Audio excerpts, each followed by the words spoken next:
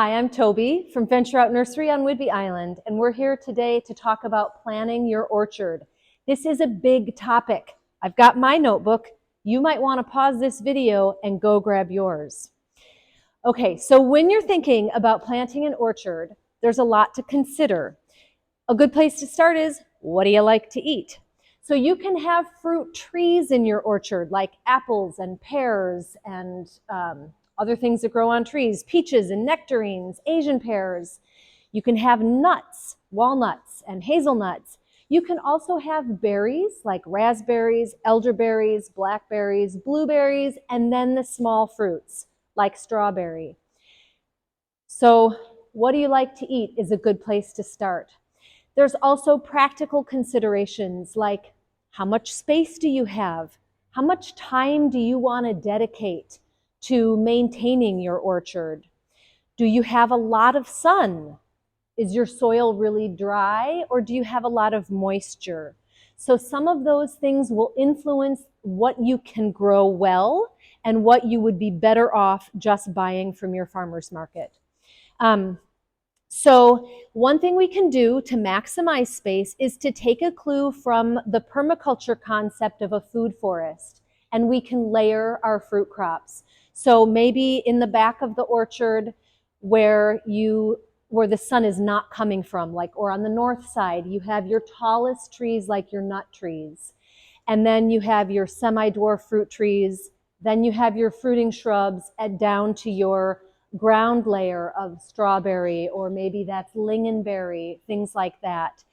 In the shady pockets, you could grow huckleberries, providing this is a Pacific Northwest oriented mindset video, but you can adapt it to your region. There are berries that tolerate some shade, and so you can work those into your layers. So there are ways to maximize your space. You don't just have to have trees and then nothing underneath. You can work a bunch of layers in and get the most out of your space. Okay, so there's that thought.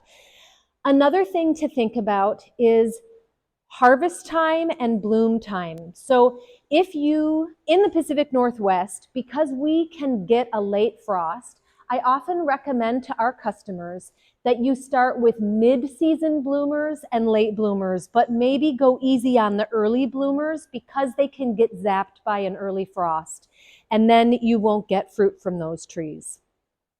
The other thing to consider is when the ripening time of your fruits are. So I'm going to layer that with another thing is uses. So let's take, for example, apples. You can have fresh eating apples, which are meant to be picked and enjoyed. You can have cooking types, which typically don't hold very well. And then you have the storage apples.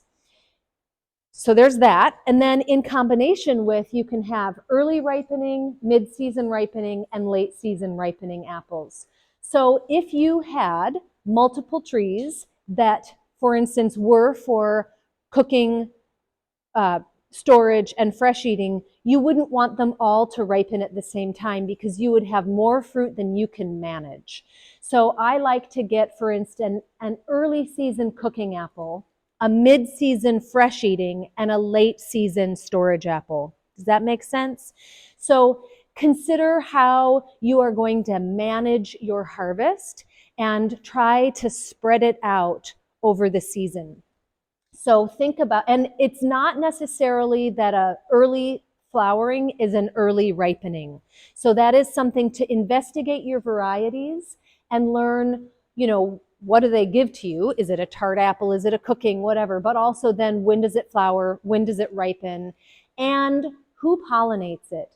So in large part, it's not true for everyone, but most of the fruit trees, so your apples, your pears, your sour cherries, your plums, they all need a cross-pollinator, a separate variety. So for instance, if you are growing a Braeburn apple, you cannot have a second Braeburn tree. You need a different cultivar that pollinates Braeburn.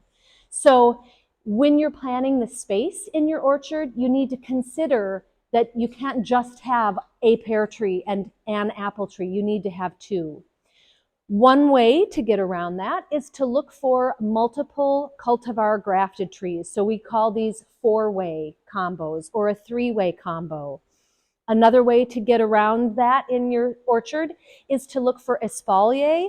Espalier means it's grown in 2 dimensions. So it's a flat tree versus, branches all around. So typically they're low and they're in 2 dimensions. So, and oftentimes there are 2 or 3 layers, and each layer can be a separate cultivar, and the fruit tree growers will choose cultivars that go together in a pollination way. So those are things to think about. It gets complex, and we're here to help you. So you can come with your fruit tree questions, and we're here to help you. So the other thing to consider, and this is a little bit more for the berries, is whether it's an everbearing, so it fruits throughout the season, or whether it comes all at once. So this is particularly true for raspberries and strawberries and blackberries. So some are considered like a June bearing or a July bearing or everbearing. So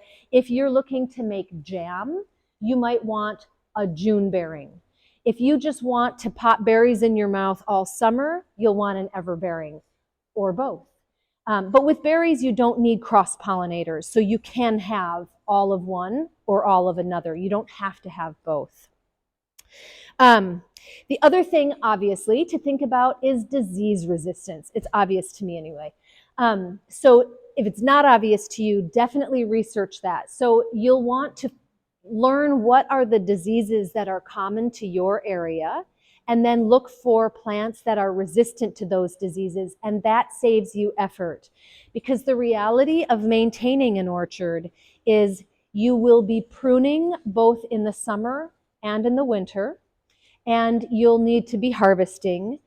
Sanitation is required, so raking up leaves and fallen fruit, and then some degree of pest management.